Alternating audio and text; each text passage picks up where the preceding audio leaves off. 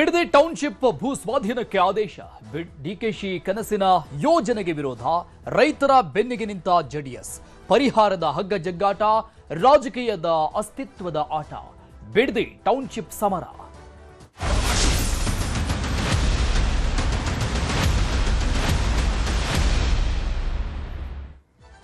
Bidadi township ನಿರ್ಮಾಣದಲ್ಲಿ ರಾಜಕೀಯ ನಡೀತಾ ಇದೆ. ಭೂ ಸ್ವಾಧೀನಕ್ಕೆ ರೈತರು ದೊಡ್ಡ ಮಟ್ಟದಲ್ಲಿ ವಿರೋಧವನ್ನ ವ್ಯಕ್ತಪಡಿಸ್ತಾ ಇದ್ದಾರೆ. ಹೋರಾಟ ನಡೀತಾ ಇದೆ ಈಗಲೂ ಕೂಡ. ಈ ಹೋರಾಟಕ್ಕೆ ರೈತರಿಗೆ ಜೆಡಿಎಸ್ ಕೂಡ ಸಾಥ್ ಕೊಟ್ಟಿದೆ. ರಾಜ್ಯ ಸರ್ಕಾರದ ವಿರುದ್ಧ ಹೋರಾಟಕ್ಕೆ ರೈತರು ಈಗಾಗಲೇ ಕರೆ ಕೊಟ್ಟಿದ್ದಾರೆ. ಡೇಟ್ ಫಿಕ್ಸ್ ಮಾಡಿಕೊಂಡಿದ್ದಾರೆ. ಬಹಿರಂಗಲ ಚಲೋ ನಡೆಸ್ತೀವಿ ಅಂತ ಪ್ರತಿಭಟನೆಗೆ ಕರೆ ಕೊಡಲಾಗಿದೆ. ಜೂನ್ 19 ಅಥವಾ 20ನೇ ತಾರೀಕು ಬೃಹತ್ ಪ್ರತಿಭಟನೆ ನಡೆಸಲಾಗುತ್ತೆ. ನಿಖಿಲ್ ಕುಮಾರಸ್ವಾಮಿ ಅವರ ನೇತೃತ್ವದಲ್ಲಿ ಪ್ರತಿಭಟನೆಯನ್ನ ನಡೆಸಲಾಗುತ್ತೆ. ಜೆಡಿಎಸ್ ಇದಕ್ಕೆ ಬೆಂಬಲ ವ್ಯಕ್ತಪಡಿಸ್ತಾ ಇರೋದು. 20,000ಕ್ಕೂ ಹೆಚ್ಚು ಮಂದಿ ರೈತರನ್ನ ಸೇರಿಸುವುದಕ್ಕೆ ಪ್ಲಾನ್ ಮಾಡಲಾಗ್ತಾ ಇದೆ. ಕೆಲ ಹೊತ್ತಲ್ಲೇ ಬಿಡದಿಗೆ ನಿಖಿಲ್ ಕುಮಾರಸ್ವಾಮಿ, ಜೆಡಿಎಸ್ ಯುವ ನಾಯಕ, ಬಿಡದಿಗೆ ಬರ್ತಾ ಇದ್ದಾರೆ. ರೈತರನ್ನ ಅಲ್ಲಿ ಭೇಟಿಯಾಗಿ ಮುಂದಿನ ಹೋರಾಟದ ರೂಪರೇಷೆ ಹೇಗಿರಬೇಕು ಅಂತ ಚರ್ಚೆ ನಡೆಸಲಿದ್ದಾರೆ. ಇದಾದ ನಂತರದಲ್ಲಿ ನಿಖಿಲ್ ಕುಮಾರಸ್ವಾಮಿ ಸುದ್ದಿಗೋಷ್ಠಿಯನ್ನು ನಡೆಸಲಿದ್ದಾರೆ. ಸೊ ಅಲ್ಲಿ ಈ ಹೋರಾಟದ ರೂಪರೇಷೆ ಬಗ್ಗೆ ಮಾಹಿತಿಯನ್ನು ಕೊಡಲಿದ್ದಾರೆ ನಿಖಿಲ್ ಕುಮಾರಸ್ವಾಮಿ. ಟೌನ್ಶಿಪ್ ನಿರ್ಮಾಣದಲ್ಲಿ ರಾಜಕೀಯ ನಡೀತಾ ಇದೆ. ಇದು ಡಿಕೆ ಶಿವಕುಮಾರ್ ಅವರ ಹಿತಾಸಕ್ತಿಗಾಗಿ ನಡೆಸ್ತಾ ಇರುವಂತಹ ಯೋಜನೆ ಅಂತ ನಿನ್ನೆ ಆಕ್ರೋಶವನ್ನ ವ್ಯಕ್ತಪಡಿಸಿದ್ರು ವಿಪಕ್ಷದ ಹಲವು ನಾಯಕರುಗಳು. ಸೊ ಅಲ್ಲಿ ಇನ್ನೂ ಕೂಡ ಹೋರಾಟ ನಡೀತಾ ಇದೆ. ಡಿಕೆ ಶಿವಕುಮಾರ್ ಅವರು ಮೊನ್ನೆ ಅಂದರೆ ಸಿಎಂ ಆಗೋದಕ್ಕಿಂತ ಮೊದಲಿಗೆ ಈ ಬಿಡದಿ ಟೌನ್ಶಿಪ್ ವಿಚಾರಕ್ಕೆ ಸಂಬಂಧಪಟ್ಟಂಗೆ ಮಾತನಾಡಿದ್ರು. ಯಾವುದೇ ರೀತಿಯಾದಂಥ ತೊಂದರೆ ಇಲ್ಲ, ಭಾಗಶಃ ಅಲ್ಲಿ 80ರಿಂದ 90% ರೈತರು ಎಲ್ಲ ಒಪ್ಕೊಂಡಿದ್ದಾರೆ ಅವರ ಜಮೀನುಗಳನ್ನ ಕೊಡೋದಕ್ಕೆ ಅಂತ ಹೇಳಿದ್ರು. ಬಿಡದಿ ಟೌನ್ಶಿಪ್ ನಿರ್ಮಾಣಕ್ಕೆ ರೈತರ ವಿರೋಧ ವ್ಯಕ್ತವಾಗ್ತಾ ಇದೆ. ಬಿಡದಿಯಲ್ಲಿ ನ್ಯೂಸ್ 18 ಗ್ರೌಂಡ್ ರಿಪೋರ್ಟ್ ನಡೆಸಿದೆ.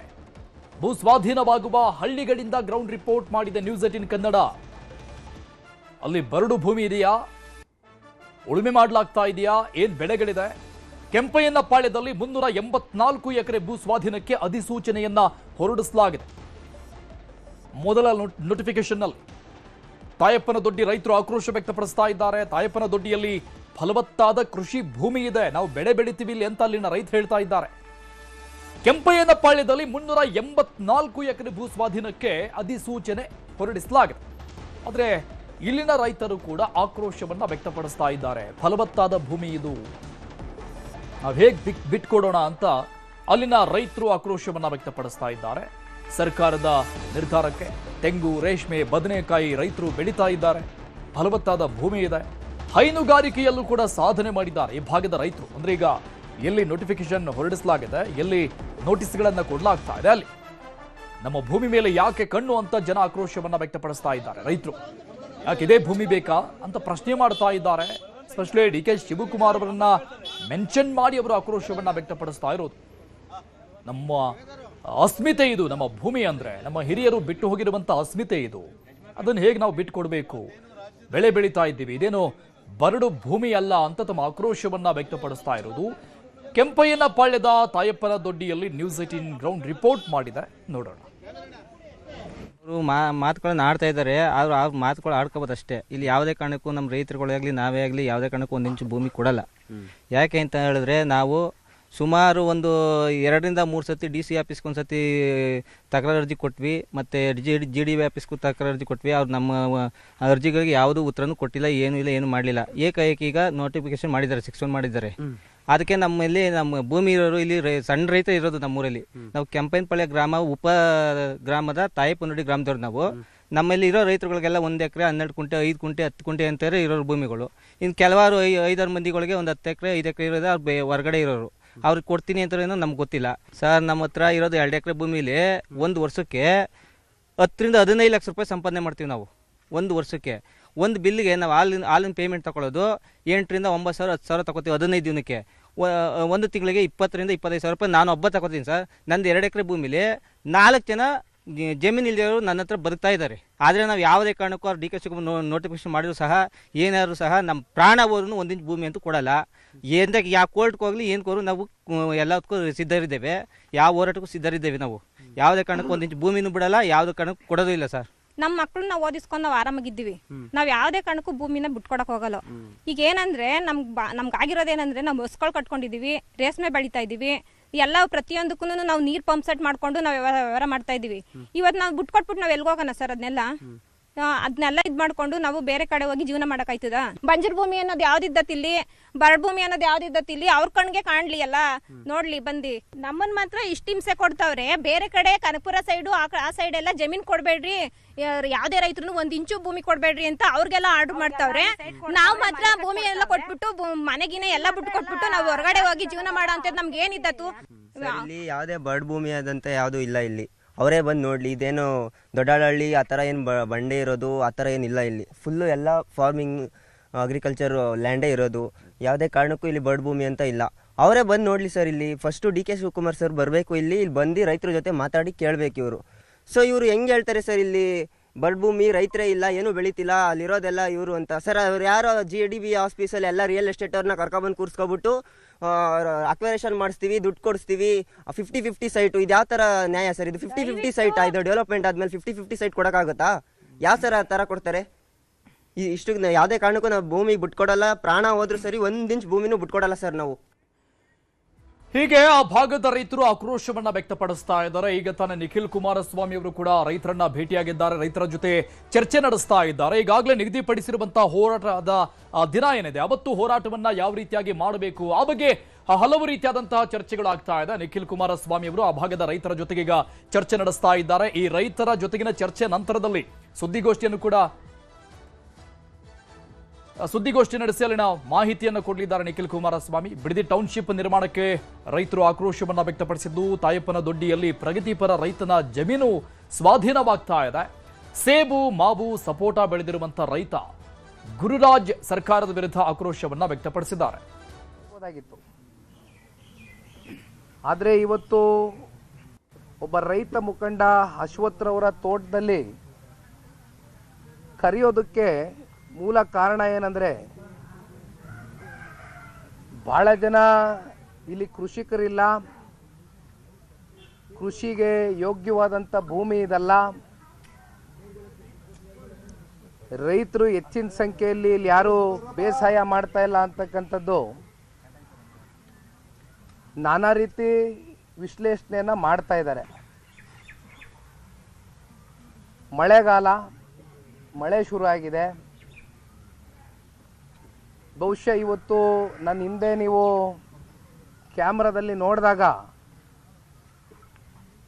ಎಷ್ಟು ಫಲವತ್ತಾದಂಥ ಹಸಿರು ಕ್ರಾಂತಿಯ ಭೂಮಿ ಇದಾಗಿದೆ ಅಂತಕ್ಕಂಥದ್ದು ಬಹುಶಃ ತಮ್ಗಳಿಗೂ ಗೊತ್ತಿದೆ, ನಮ್ಗಳಿಗೂ ಗೊತ್ತಿದೆ. ಇಲ್ಲಿರ್ತಕ್ಕಂಥ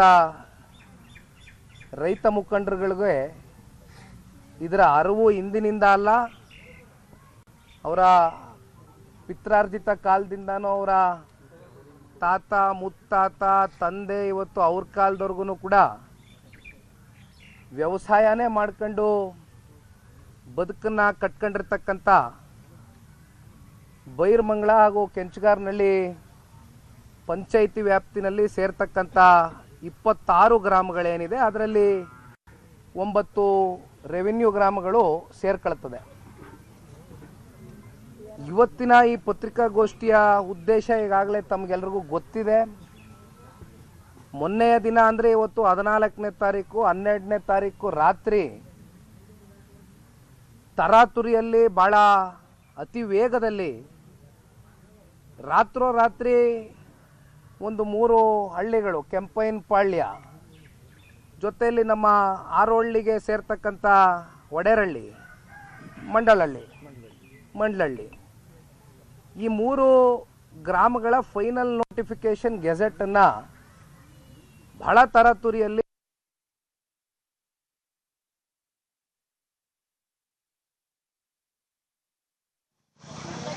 ಸರ್ಕಾರ ಹೊರಡಿಸಿಬಿಟ್ಟಿದ್ದಾರೆ.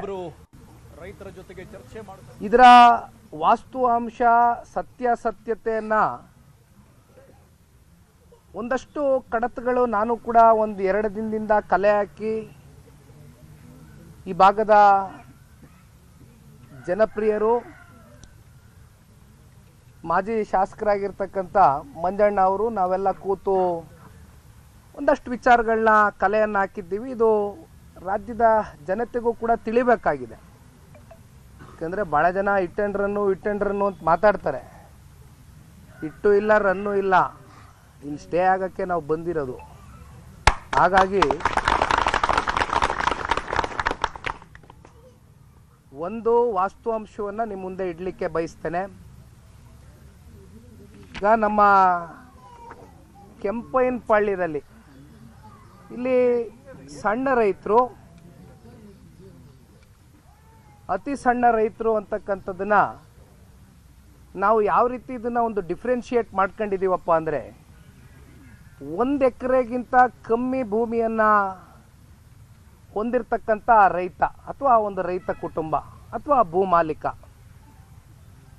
ಎಷ್ಟು ಜನ ಇದ್ದಾರಪ್ಪ ಈ ಒಂದು 3 ಹಳ್ಳಿಗಳಲ್ಲಿ ಅಂದರೆ ಹೆಚ್ಚು ಕಮ್ಮಿ 755 ರೈತರುಗಳು ಈ 3 ಹಳ್ಳಿನಲ್ಲೂ ಒಳಪಟ್ಟಿರ್ತಕ್ಕಂಥವ್ರು. ಈಗೇನು ಫೈನಲ್ ನೋಟಿಫಿಕೇಶನ್ ಹೊರಡಿಸಿದಾರಲ್ಲ, ಅದರಲ್ಲಿ 1 ಎಕರೆಗಿಂತ ಕಮ್ಮಿ ಇರ್ತಕ್ಕಂಥ ಪರ್ಸೆಂಟೇಜ್ ಏನಿದೆ ಅಂದರೆ 81% ಜನ 1 ಎಕರೆಗಿಂತ ಕಮ್ಮಿ ಭೂಮಿಯನ್ನು ಅವರ ಒಂದು ಭೂ ಮಾಲೀಕತ್ವದಲ್ಲಿ ಇರ್ತಕ್ಕಂಥದ್ದು ನಿಮ್ಮ ಮುಂದೆ ತಿಳಿಸ್ಲಿಕ್ಕೆ ಬಯಸ್ತೇನೆ.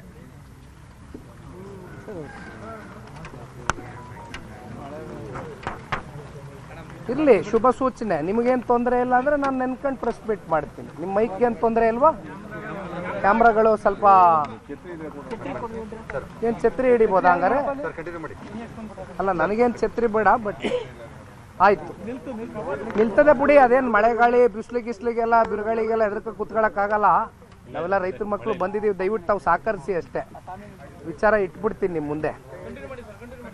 ಈಗ ನಾನೇನು ಹೇಳ್ತಾ ಇದ್ದೆ, 1 ಎಕರೆಗಿಂತ ಕಮ್ಮಿ ಜಮೀನನ್ನು ಹೊಂದಿರತಕ್ಕಂಥ ರೈತ ಕುಟುಂಬಗಳು 81% ಇದೆ, ಶೇಕಡ. ಅಂದರೆ ಇಲ್ಲಿ ನೋಡಿ, ಕೆಂಪಯ್ಯನಪಾಳ್ಯದ್ದೇ ನಿಮ್ಗೆ ಹೇಳ್ತೀನಿ. ಟೋಟಲ್ಲು ಲ್ಯಾಂಡ್ ಎಕ್ಸ್ಟೆಂಟ್ ಬಂದು ಅಕ್ವೈರ್ಡ್ ಆಗಿರ್ತಕ್ಕಂಥದ್ದು 384 ಎಕರೆ. ಅದರಲ್ಲಿ ಖರಾಬು ಗಿರಾಬೆಲ್ಲ ಸೇರ್ಕೊಂಡ್ರೆ ಒಂದು 17 ಎಕರೆ ಹೋಯ್ತದೆ. ಅದರಲ್ಲಿ ಒಂದು 600 ಜನ ರೈತರು ಇರ್ತಕ್ಕಂಥ ಈ ಒಂದು ಕೆಂಪಯ್ಯನಪಾಳ್ಯದಲ್ಲಿ ಸುಮಾರು 96 ಜನ ಮಾತ್ರ 1 ಎಕರೆಗಿಂತ ಅಧಿಕ ಭೂಮಿಯನ್ನು ಮಾಲೀಕತ್ವವನ್ನು ಇಟ್ಕೊಂಡಿರ್ತಕ್ಕಂಥವ್ರು. ಇನ್ನು ಮಿಕ್ಕಂತ 504 ಜನ ರೈತರು, ಇವರೆಲ್ಲ ಸಣ್ಣ ರೈತರ ಕನ್ಸಿಡರೇಷನ್ ತಗೋಬೇಕು ನಾವು. 1 ಎಕರೆಗಿಂತ ಕೆಳಗಡೆ ಇರ್ತಕ್ಕಂಥವ್ರು ಕೆಂಪಯ್ಯನಪಾಳ್ಯದಲ್ಲಿ. ಮುಂದೋಗ್ತೀನಿ. 1 ಎಕರೆ ಒಳಗೆ ಇರ್ತಕ್ಕಂಥವ್ರು ಕೆಂಪಯ್ಯನಪಾಳ್ಯದಲ್ಲಿ 504 ಜನ ರೈತರು. ಓವರಾಲ್ ಆಗಿ 600 ಜನ ರೈತ ಕುಟುಂಬಗಳಿರ್ತಕ್ಕಂಥ ಜಾಗದಲ್ಲಿ ಇನ್ನು 96 ಎಕರೆ 1 ಎಕರೆಗಿಂತ ಅಧಿಕ ಇರ್ತಕ್ಕಂಥವ್ರು. ಇನ್ನು ಒಡೆರಳ್ಳಿ ಭಾಗದಲ್ಲಿ 63 ಎಕರೆ ಅಕ್ವಿಸಿಷನ್ಗೆ ಮಾಡಿದ್ದಾರೆ. ಅದರಲ್ಲಿ 1-2 ಎಕರೆ ಖರಾಬು. ಇದರಲ್ಲಿ 1 ಎಕರೆಗಿಂತ ಜಾಸ್ತಿ ಇರ್ತಕ್ಕಂಥವ್ರು 24 ಜನ, 79 ಜನ 1 ಎಕರೆಗಿಂತ ಕಮ್ಮಿ ಇರ್ತಕ್ಕಂಥವ್ರು. ಮತ್ತು ಮಂಡಳಹಳ್ಳಿಯಲ್ಲಿ 71 ಎಕರೆ ಅಕ್ವಿಸಿಷನ್ ಮಾಡಿದ್ದಾರೆ, ಫೈನಲ್ ನೋಟಿಫಿಕೇಷನ್ನು. ಅದರಲ್ಲಿ ಖರಾಬೇನು ನಿಮ್ಮ ಲೆಕ್ಕಕ್ಕಿಲ್ಲ ಬಿಡಿ, 16 ಗುಂಟೆ. ಅದರಲ್ಲಿ ಮೋರ್ ದೆನ್ 1 ಎಕರ್ 21 ಜನ, 1 ಎಕರೆಗಿಂತ ಕಮ್ಮಿ ಇರ್ತಕ್ಕಂಥವ್ರು 31 ಜನ. ಇದು ನಿಮ್ಮ ಮುಂದೆ ಇಟ್ಟಿದ್ದೀನಣ್ಣ, ದಯವಿಟ್ಟು ನಾವು ನೀವೆಲ್ಲರೂ ಮೈಂಡ್ಗೆ ಹಾಕೋಣ. ಈಗ ವಿಚಾರ ಎಲ್ಲಿಗೆ ಬಂದು ನಿಂತಿದೆಯಪ್ಪ ಅಂದರೆ, ತಮಗೆ ಗೊತ್ತಿದೆ, ಈಗಾಗಲೇ ಬೀದಿನಲ್ಲಿ ರೈತ ಹೆಣ್ಣುಮಕ್ಕಳಿಂದ ಹಿಡಿದು ರೈತ ಮುಖಂಡರಿಂದ ಹಿಡಿದು ವಯಸ್ಸನ್ನು ಕೂಡ ಲೆಕ್ಕಾಚಾರ ಮಾಡಿದಿರಾ, ಸಣ್ಣ ವಯಸ್ಸಿನ ಮಕ್ಕಳುಗಳು 85-90 ವರ್ಷ ಆಗಿರ್ತಕ್ಕಂಥ ಆರೋಗ್ಯದ ಸಮಸ್ಯೆಗಳು ಇರ್ತಕ್ಕಂಥ ಆ ವಯಸ್ಸಿನಲ್ಲೂ ಕೂಡ ನಮ್ಮ ಪಿತ್ರಾರ್ಜಿತ ಆಸ್ತಿಯನ್ನು ನಾವು ಉಳಿಸ್ಕೊಳ್ಬೇಕು ಅಂತಕ್ಕಂಥ ಹೋರಾಟ ಮಾಡ್ತಾ ಇರ್ತಕ್ಕಂಥ 2 ಪಂಚಾಯಿತಿಯ ರೈತರೇನಿದ್ದಾರೆ, ಸರಿಸುಮಾರು 450 ದಿನಕ್ಕೂ ಮಿಗಿಲಾಗಿ ಬೀದಿನಲ್ಲಿ ಹೋರಾಟ ಮಾಡ್ತಾ ಇದ್ದಾರೆ. ಆಗತ್ತಾ? ಮಾತಾಡ್ಬೋದಲ್ಲ? ಈಗ ಇಲ್ಲಿ ಈ ಒಂದು ಯೋಜನೆಯ ಉದ್ದೇಶ ಏನಾಗಿದೆ ಅಂದರೆ, ವೆರಿ ಕ್ಲಿಯರ್ ಕಟ್. ನಾನೇನು ತಿರ್ಚಿ ಪರ್ಚಿ ಸಮಯ ತಗೊಂಡು ಹೇಳೋದಿಲ್ಲ. ಜಾಸ್ತಿ ಆಯ್ತಗ್ರು